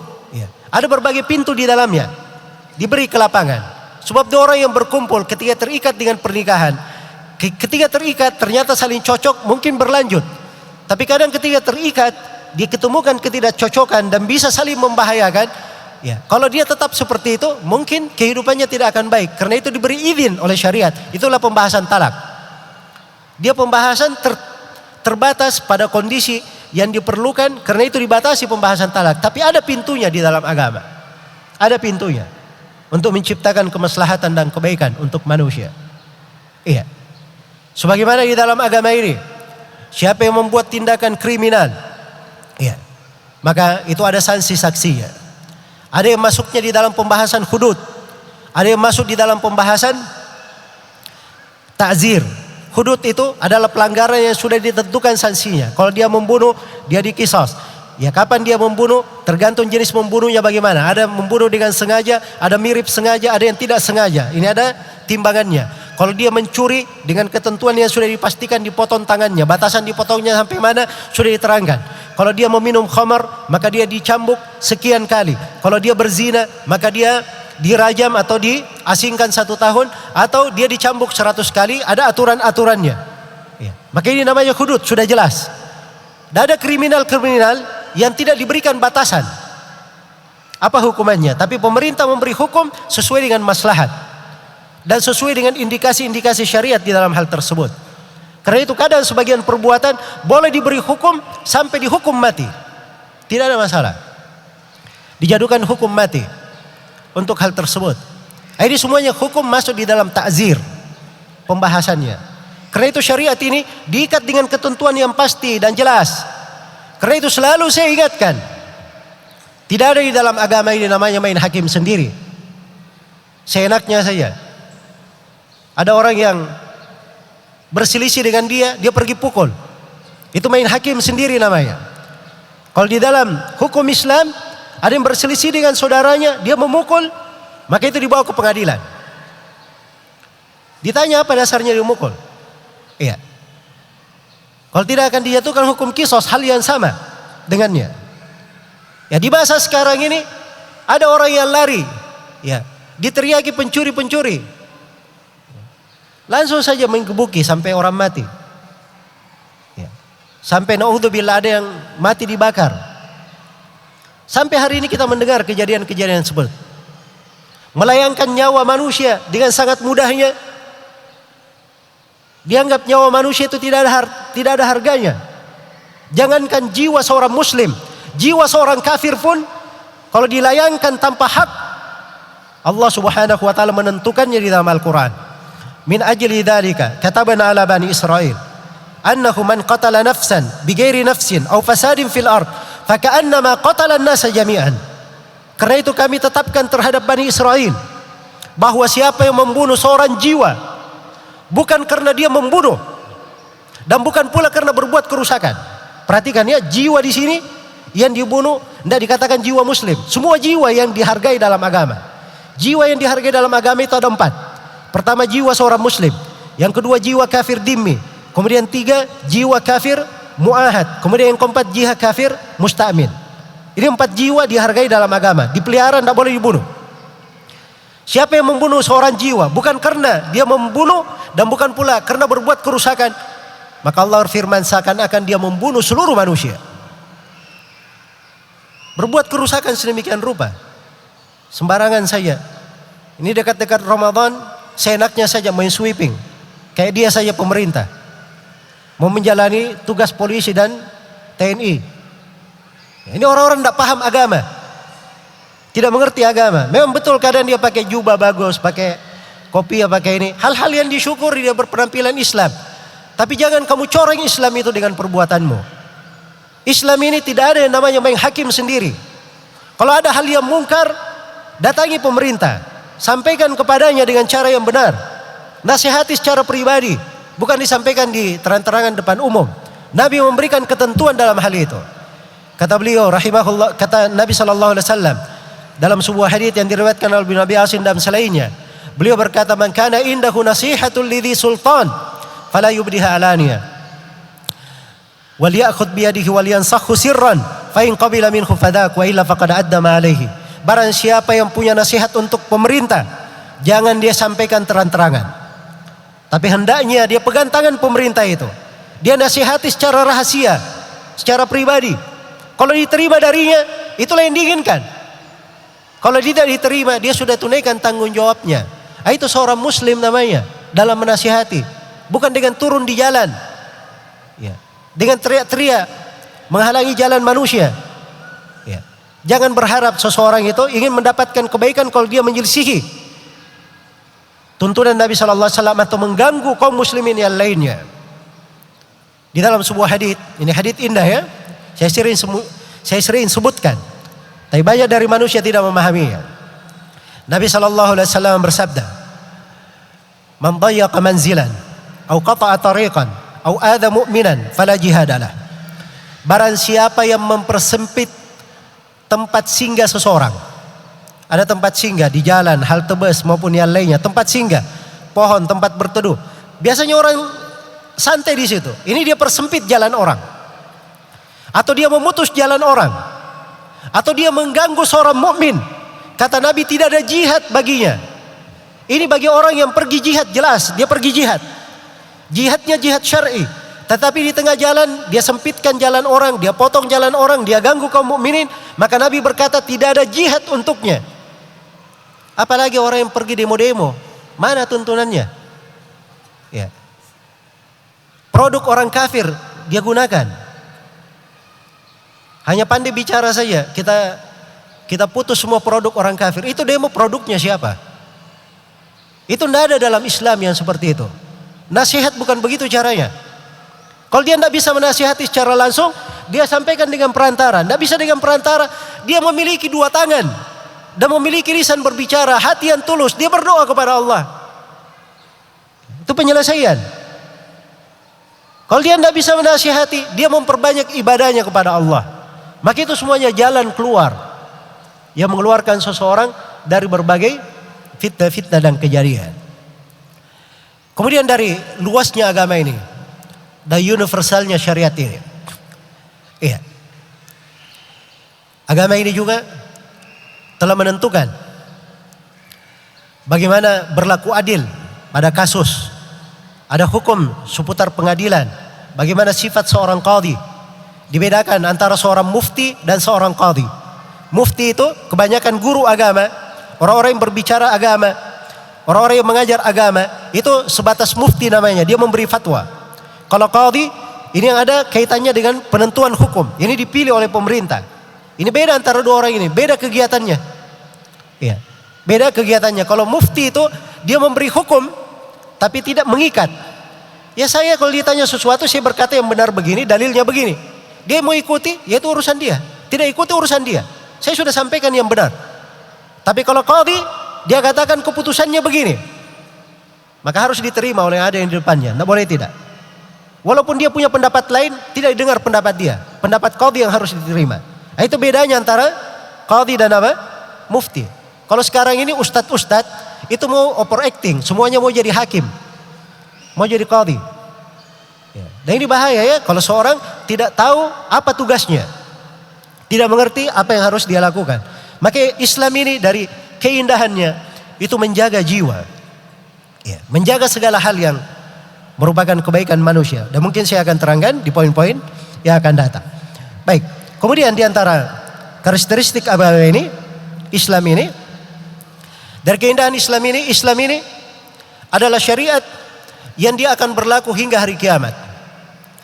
Islam ini adalah agama yang akan selalu layak untuk manusia, pantas untuk manusia pada setiap masa dan di setiap zaman. Iya, di setiap zaman. Karena Allah Subhanahu wa taala berfirman kepada nabinya, "Qul ya ayyuhan nasu, inni rasulullah ilaikum jami'an." Katakanlah wahai Muhammad, wahai sekalian manusia. Ini pembicaranya kepada manusia, Nabi Muhammad. Wahai sekalian manusia, sesungguhnya saya adalah Rasul Allah kepada kalian. Rasulullah kepada kalian. Karena agama ini mencakup seluruh manusia. Wa ma arsalnaka illa kaffatan lin-nasi basyiran wa nadhira. Tidaklah kami mengutus engkau Nabi Muhammad kecuali untuk seluruh manusia sebagai pemberi kabar gembira dan sebagai pemberi peringatan. Maka Rasulullah sallallahu alaihi wasallam pada agama dan syariatnya ini layak untuk semuanya. Layak untuk kapan saya. Iya. Layak untuk kapan saya. Karena itu tidak diterima dari agama kecuali agama Islam saya. Karena hanya Islam yang cocok untuk manusia. Allah yang menciptakan manusia ini. Allah yang memberikan rezeki dan nikmat kepada mereka. Allah yang paling tahu apa yang diperlukan oleh manusia. Iya. Tapi Allah Subhanahu wa taala telah menjadikan yang cocok untuk mereka hanyalah syariat Islam saya. Hanyalah syariat Islam saya. Karena itulah kalau ada yang ingin membangun kebaikan pada dirinya, pada keluarganya, pada masyarakatnya, pada negaranya, dia ingin membangun sebuah maslahat, lalu dia menoleh kepada selain Al-Quran dan As-Sunnah, mencari tuntunan selain daripada Islam, ketahuilah bahwa itu dia sedang membangun kehancuran untuk dirinya sendiri, cepat maupun lambat, di dunia maupun di akhirat. Itu yang pasti akan dia dapatkan. Iya. Karena itu kita harus memahami ciri agama ini, bahwa agama ini adalah agama yang cocok di masa manapun. Ya. Karena itu subhanallah ya, kalau kita baca bagaimana tumbuhnya umat Islam itu semenjak berdirinya pemerintahan Islam di kota Madinah oleh Rasulullah sallallahu alaihi wasallam. Kemudian diganti oleh khalifah yang pertama Abu Bakar, kemudian khalifah Umar bin Khattab, kemudian khalifah Uthman bin Affan, kemudian khalifah Ali bin Abi Thalib. Ya, dan seterusnya dari para khulafa, itu terlihat ada perubahan-perubahan. Ya. Dan semuanya menimbang dengan timbangan syariat. Di masa Umar bin Khattab radhiyallahu taala anhu, dicatat orang-orang yang berangkat berjihad itu, ada pencatatan pasukan. Ya. Ini awal mulai pencatatan di masa Umar. Kenapa? Karena di masa Nabi dan Abu Bakar umat Islam tidak terlalu banyak. Ya kalau disebut berangkat itu kelihatan. Tapi di masa Umar sudah banyak, harus dicatat. Sehingga pembagiannya rapi. Dan ini pencatatan, ini baru dilakukan oleh Umar. Tapi ini sudah ada di dalam syariat Islam. Syariat sudah mengatur. Makanya Umar sisa berijtihad saja keluar hal ini. Jelas ya? Utsman bin Affan radhiyallahu taala anhu di masa beliau mengumpulkan Al-Quran. Beliau kumpulkan mushaf. Inilah yang disebut dengan Rasam Utsmani. Jadi seluruh Al-Quran yang berada di tangan para sahabat dikumpulkan oleh Utsman bin Affan. Ditulis di atas satu rasam, dikumpulkan. Setelah itu Utsman kirim dari mushaf-mushaf ini ke seluruh negeri kaum muslimin. Dan beliau perintah siapa yang punya mushaf selain daripada ini harus dibakar. Ya. Ini baru terjadi di tengah para sahabat waktu itu. Tapi jangan dikatakan tidak ada dalilnya. Ini bukan dalil untuk orang yang berbuat bidah. Aneh juga ya. Sebagian orang bikin bidah sembarangan. Oh itu dalilnya Utsman, dia sendiri yang mengumpul mushaf. Ini sudah ada dasar dalilnya sebelumnya. Nabi itu perintah, tulislah. Nabi perintah, bacalah. Ya. Nabi perintah, uktubu li Abi Syah, tulis untuk Abu Syah. Itu menunjukkan ada perintah penulisan. Tapi para sahabat itu baru melakukannya. Di masa siapa? Utsman bin Affan. Baik. Di masa Ali bin Abi Thalib ada memerangi kaum Khawarij, Qital Ahlul Bugha namanya. Dan ada kejadian-kejadian lain berkembang dari masa ke masa yang dipakai oleh umat Islam sama Al-Quran dan Sunnah, agama Islam. Mencocoki mereka, apa yang mereka perlukan semuanya ada di dalam agama. Semuanya ada di dalam agama sampai di hari ini. Sampai di hari ini. Kejadian-kejadian kontemporer yang terjadi di tengah manusia, apakah terkait dengan ibadah, terkait dengan muamalah, terkait dengan kedokteran, terkait dengan kenegaraan, terkait dengan apa saja, itu ada pembahasan-pembahasan para ulama. Kenapa mereka bisa bahas? Karena memang Islam ini layak di setiap masa, di setiap keadaan. Baik. Kemudian di antara keindahan Islam ini adalah agama yang dibangun di atas kemudahan dan mengangkat kesusahan dari umat. Ini ciri agama. Islam dibangun di atas kemudahan dan untuk mengangkat hal yang menyusahkan mereka. Yuridullahu bikumul yusra wa la yuridu bikumul usur. Allah menghendaki untuk kalian kemudahan. Allah tidak menghendaki kalian kesusahan. Subhanallah. Mana agama yang seperti ini? Yang kita di dalam syariat kita semuanya dimudahkan. Umat-umat sebelum kalian, umat-umat sebelum kita ini, ya, itu banyak sekali dari al-aghlal wal asar, ya, belenggu-belenggu, kesusahan-kesusahan yang menimpa mereka. Perhatikan Bani Israel itu. Ketika mereka mau bertobat, maka Allah Subhanahu wa taala perintah mereka semuanya berkumpul di satu lapangan, bertobat di sana. Kemudian hendaknya kalian saling membunuh. Itu tobat mereka.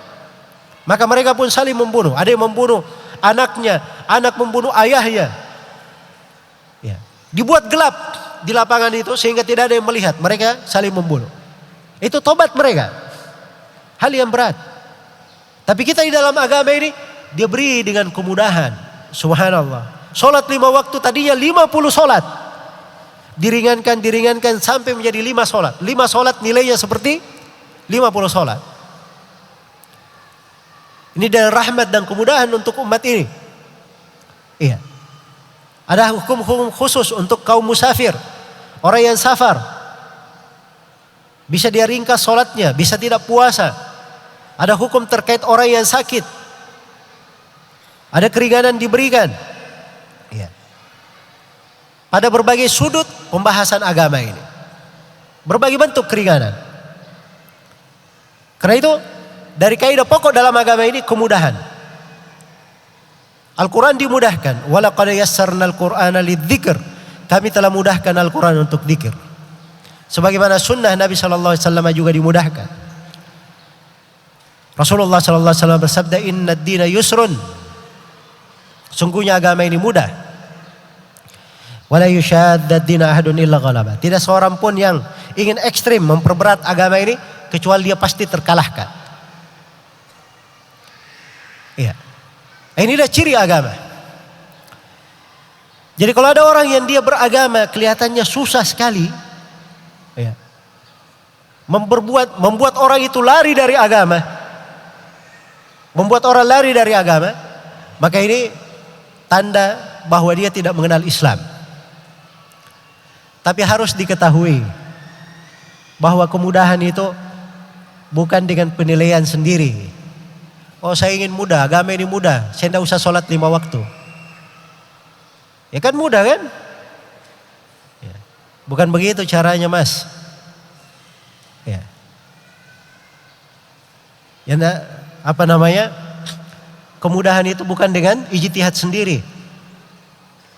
Kemudahan itu dengan apa? Dengan timbangan syariat. Apa yang ditetapkan dalam Al-Quran dan As-Sunnah, itulah yang mudah. Itulah yang mudah. Karena itu caranya belajar saja. Tuntunan agama itu bagaimana belajar saja. Itu pasti ada kemudahan untuk kita.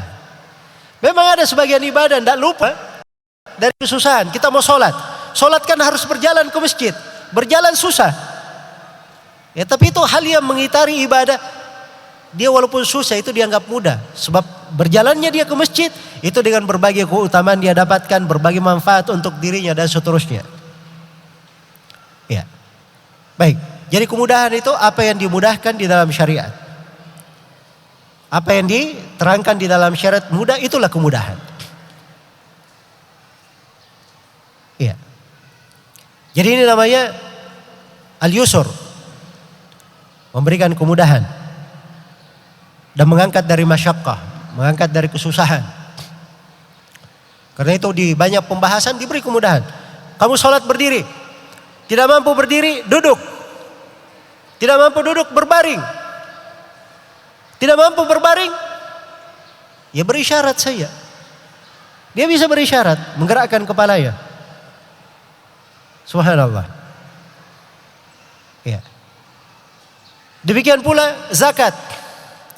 Sudah masuk waktunya, dia ada kewajiban, harusnya dikeluarkan. Dia tidak punya duit waktu itu. Dia undur, boleh dia undur. Diberi kemudahan. Diberikan apa? Kemudahan sampai dia ada kemampuan. Ya.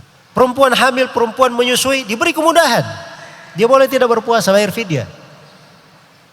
Ya. Baik. Dan seterusnya kemudahan-kemudahan dalam syariat itu. Betapa indahnya.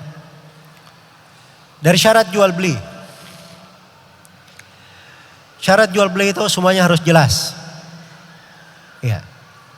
Tapi kalau dia mau beli rumah, pondasi rumah itu kan tidak jelas. Masa kalau ada yang mau beli rumah, dia bilang angkat dulu rumahmu, saya mau lihat pondasimu. Ya kan? Ya. Maka ini memang tidak jelas. Dan kalau tidak jelas dalam jual beli itu diharamkan. Tapi diberi keringanan. Kenapa diberi keringanan? Sebab ini hal yang memberatkan. Ya, kalau dibuka untuk seperti itu. Baik. Dan banyak lagi ya. Dari contoh-contoh di dalam syariat. Bagaimana diangkat dari kesusahan itu. Diberikan kemudahan. Ya, diberikan dari kemudahan. Karena itu hendaknya kita kepada manusia banyak mempermudah. Yassiru wa la tu'assiru, basyiru wa la tunaffiru. Kata Nabi SAW, hendaknya kalian mempermudah. Jangan kalian mempersulit. Hendaknya kalian memberi kabar gembira kepada manusia. Dan jangan kalian membuat manusia itu lari. Dan jangan kalian membuat manusia itu lari. Maka ini sifat agama ini dan keindahannya. Agama ini dibangun di atas kemudahan dan mengangkat al-masyaqqah, mengangkat hal yang menyusahkan mereka. Kemudian dari ciri pokok dalam agama ini, kaidah dasarnya yang harus dipahami, bahwa agama Islam ini datang untuk mentahqiq maslahat atau menyempurnakannya. Dan agama Islam ini datang untuk menghilangkan mafsadat atau menguranginya. Ini 4 kalimat harus dipahami. Ini pondasi agama, ciri agama dan keindahan Islam. Seluruh syariat di dalam Islam itu, seluruh tuntunan di dalam Islam itu kembali kepada 4 hal ini. Iya. Jadi apa yang disyariatkan, apa yang dilarang, semuanya kembali kepada 4. Islam itu datang untuk mewujudkan maslahat atau menyempurnakannya. Jadi ada hal-hal yang kurang di tengah manusia, hal-hal yang kurang. Ya. Maka datang Islam memberikan tuntunan-tuntunan, syariat-syariat, sehingga membuat manusia ini menjadi lengkap. Ada hal-hal yang sudah bagus berjalan di tengah manusia. Maka Islam datang menyempurnakan hal yang bagus ini, menjadi lebih lengkap dan sempurna. Karena itu Nabi SAW bersabda, "Innama bu'ittu liutammima makaribal akhlaq." Sesungguhnya saya ini diutus untuk menyempurnakan akhlak yang mulia. Jadi akhlak yang mulia itu ada di masa orang-orang Arab jahiliyah. Mereka memuliakan tamu, ya, membantu orang yang kesusahan, memberi minum dan memberi makan kepada jemaah haji. Ya, ada dari akhlak mereka yang mulia. Tapi Islam mendatangkan akhlak yang baru, mulia. Dan akhlak yang mulia ini lebih disempurnakan lagi di dalam Islam. Ini kalau kita berbicara di pembahasan akhlak, kita berbicara di pembahasan apa saja, itu ciri Islam. Dia datang dalam mewujudkan maslahat atau menyempurnakannya. Dan Islam itu kalau melarang sesuatu, mengharamkan sesuatu, itu karena sesuatu ini ada mafsadat murni di dalamnya. Maka perlu dihilangkan. Kalau tidak bisa dihilangkan, dikurangi mafsadatnya. Jelas ya? Itulah syariat kita.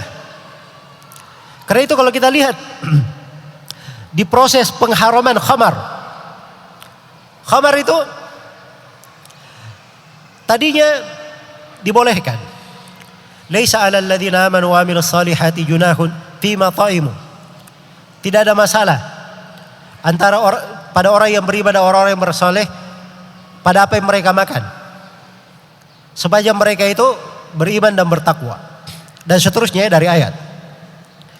Terus turun, datang lagi syariat berikutnya, diterangkan, ya, yas'alunaka 'anil khamri wal maisir qul fihima itsmun wa qul fihima ismun kabirun wa manafi'un linnas. Katakanlah padanya ada dosa besar dan manfaat pada manusia. Wa itsmuhuma akbar min naf'ihima. Tapi dosanya lebih besar daripada manfaatnya. Turun lagi syariat berikutnya. Jadi syariat yang kedua belum diharamkan, baru diterangkan khamar itu ada manfaat, ada dosanya, tapi dosa lebih besar daripada apa? Manfaatnya. Turun syariat berikutnya, dilarang orang yang minum khamar masuk dalam solat. Ya ayyuhalladzina amanu la taqrabus salata wa antum sukara hatta ta'lamu ma taqulun.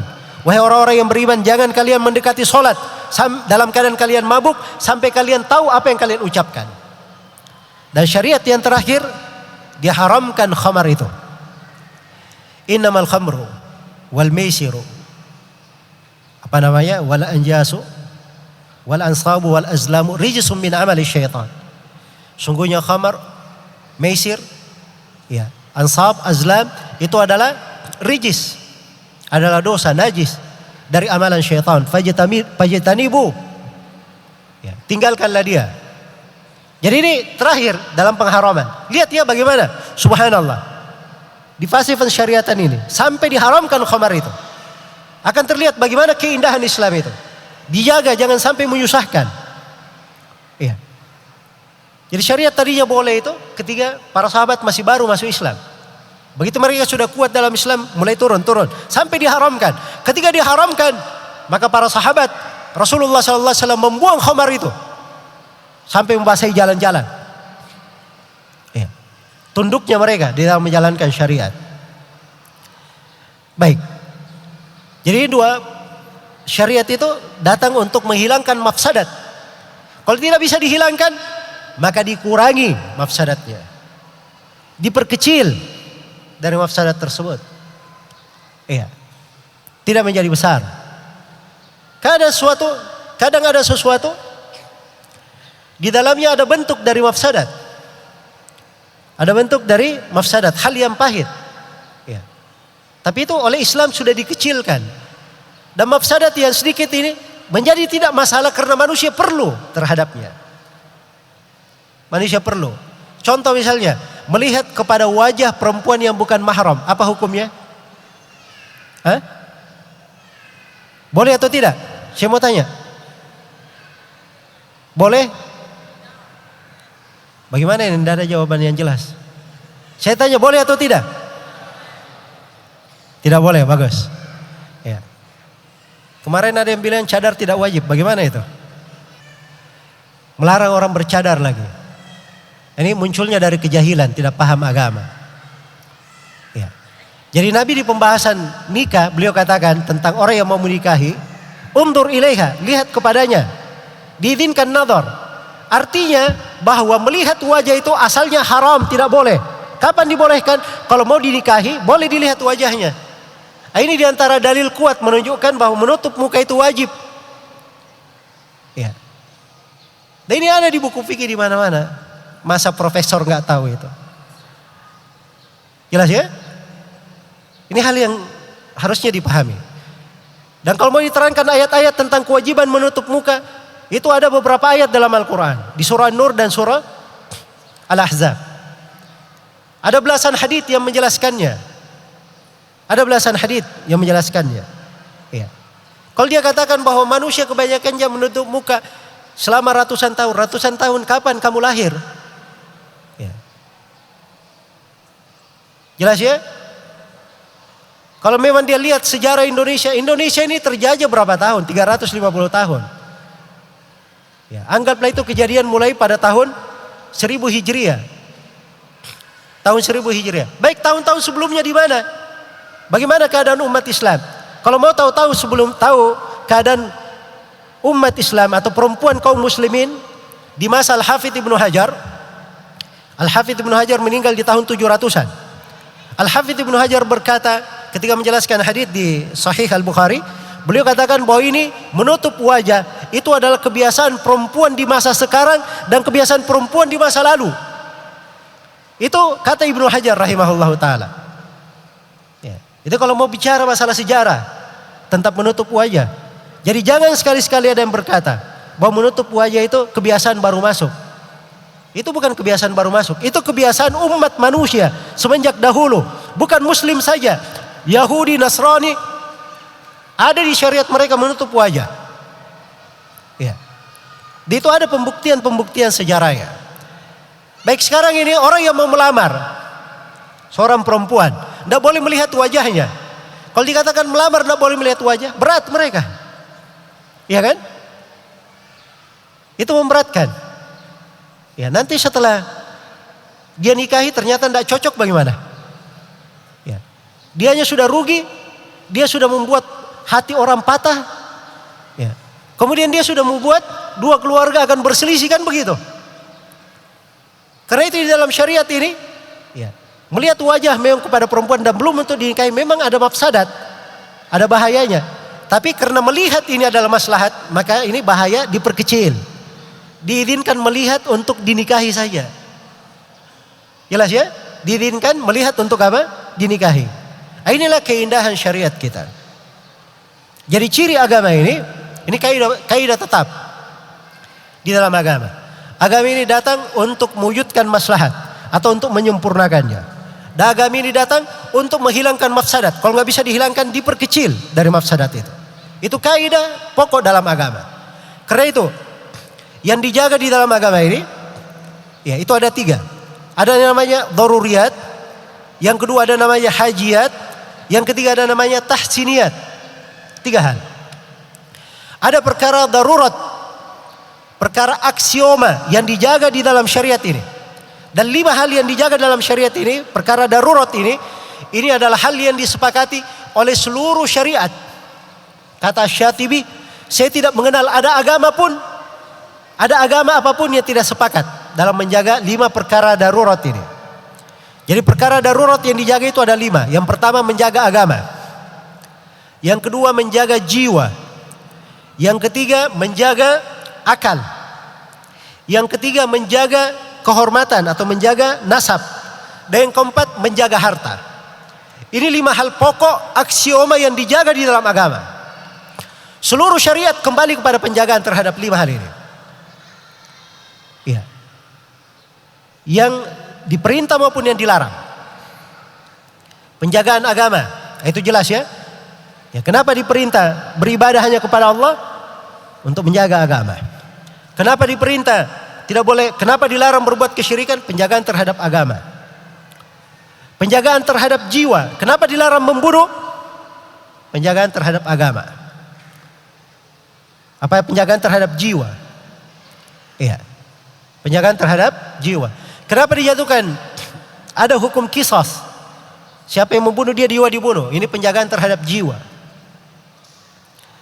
Kemudian yang ketiga, penjagaan terhadap apa tadi yang ketiga? Terhadap akal. Kenapa diharamkan khamar? Sebab khamar ini menutupi akal. Bisa merusak akal. Karena itu diharamkan khamar. Kalau masa sekarang ini ada yang lebih parah daripada khamar. Kalau khamar itu kan dia tutupi sementara. Ya.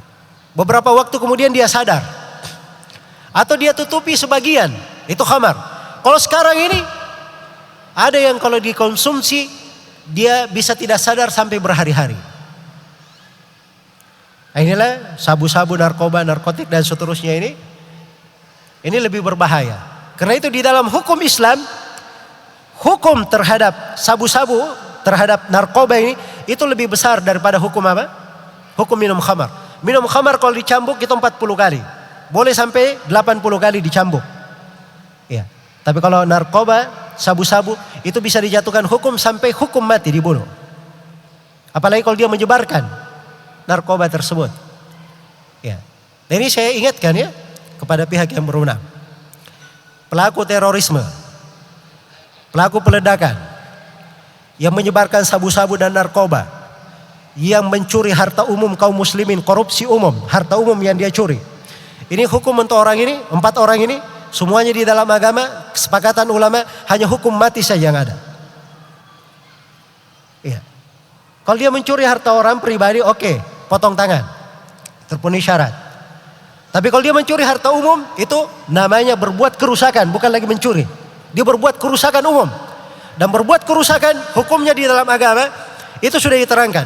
Innama jazaa'ul ladzina yuharibuna Allah wa rasulahu wa yas'auna fil ardi fasadan ay yuqattalu aw yusallabu aw taqatta'a aydihim wa arjuluhum min khilaf aw yunfaw minal ard. Sungguhnya balasan orang-orang yang memerangi Allah dan Rasulnya, dan balasan orang-orang yang berbuat kerusakan di atas muka bumi. Apa balasannya? Mereka dibunuh atau disalib, atau dipotong tangan dan kakinya secara bersilang, atau diasingkan dari muka bumi. Ini 4 pilihan. Boleh dibunuh, boleh disalib, boleh dipotong tangan kakinya bersilang, dan boleh diasingkan dari atas muka bumi. Iya. Jadi ada 4 pilihan. Dan apa yang saya sebutkan tadi itu, ya, ini masuk ke dalam pembahasan yang pertama. Bisa masuk ke pembahasan dijatuhkan hukum bunuh untuk mereka. Ini urusan pengadilan ya. Ini saya beritahu hukum syariat.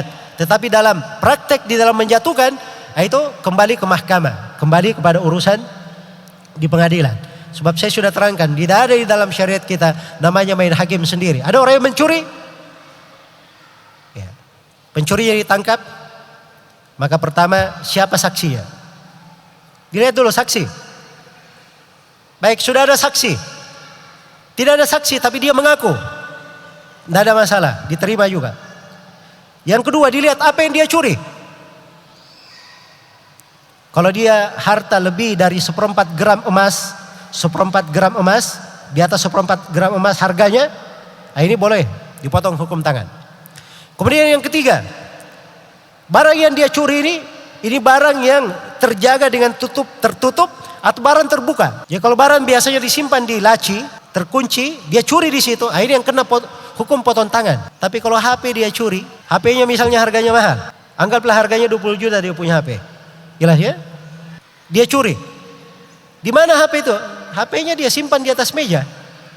Ini tidak jatuh hukum potong tangan. Tidak ada dalam Islam. Ya. Jelas ya? Jadi bisa diketahui orang-orang yang meneriaki itu pencuri-pencuri hanya curi HP saja. Terus dipukul sampai mati. Ini betul-betul keterlaluan. Ini orang-orang tidak tahu akibat dari perbuatannya. Andai kata mereka hidup di masa Umar ibn Khattab radhiyallahu taala anhum, itu pernah terjadi kejadian di masa Umar ibn Khattab. Ada satu orang dibunuh di Sona, bersyirikat beberapa orang dalam membunuhnya. Maka hakim yang berada di Sona menulis surat kepada Umar ibn Khattab menanyakan hukumnya. Apakah orang-orang ini semuanya dibunuh? Kata Umar ibn Khattab radhiyallahu taala anhu, andai kata seluruh penduduk Sona semuanya bersyirikat dalam membunuh orang ini, maka saya akan bunuh mereka semua. Ini penegakan hukum. Ya, memang seperti itu. Maka itu pantasnya orang-orang yang tadi menggebuki di pasar itu, membunuh sampai orang mati, itu kalau di pengadilan Islam ditahu siapa orang-orang bersyirikat dalam membunuh, maka mereka juga harus dibunuh. Dijatuhkan hukum qisas dengan cara dibunuh. Dianggap sepele hal-hal yang seperti ini. Ini perkara yang membahayakan, bisa membuat kekacauan di tengah masyarakat. Ya. Kalau ada masalah, ada yang ditangkap, ada yang dicurigai, bawa ke kantor polisi. Itu sudah ada urusannya di sana. Serahkan ke sana, sudah selesai. Dia sudah lepas tanggung jawab. Ya. Dan seorang tidak boleh main hakim sendiri. Baik. Katanya waktunya sudah habis ya. Waktunya sudah habis. Ini saya masih banyak pembahasan. Saya ingin ingatkan ya. Dari ciri Islam dan keindahannya, Islam itu adalah agama yang mengajak kepada kebersamaan dan persatuan. Dan agama yang bertentangan dengan perselisihan dan perpecahan. Dari ciri Islam, Islam adalah agama yang pertengahan. Tidak ada sikap ekstrim dan tidak ada sikap menyepelekan. Dari ciri Islam, Islam adalah agama yang dibangun di atas keadilan. Ya, tidak ada kezaliman di dalamnya. Dari ciri Islam, Islam adalah agama yang dibangun di atas rahmat. Tidak ada kesewenang-wenangan padanya, tidak ada adab padanya. Dari ciri Islam, Islam ini adalah agama yang merupakan dakwah kepada segala kebaikan dan melarang daripada segala kejelekan. Dari ciri Islam ini adalah agama yang dibangun di atas saling cinta mencintai dan mengasihi di tengah manusia. Dan dari ciri Islam ini adalah agama yang diikat dengan aturan ilmu, lemah lembut, dan dengan berlapang dada kepada manusia. Baik, maka ini mungkin beberapa sudut dari keindahan Islam yang saya bisa terangkan di kesempatan ringkas ini. Semoga ada manfaat untuk semuanya, dan saya mohon maaf atas segala macam kekurangan, dan saya berterima kasih kepada seluruh pihak yang menjadi sebab terselenggaranya acara ini, secara khusus kepada pihak pemerintah daerah Kota Polowali Mandar, juga pihak Ta'mir Pembangunan Masjid Agung, serta kawan-kawan panitia yang bergabung di dalam acara ini.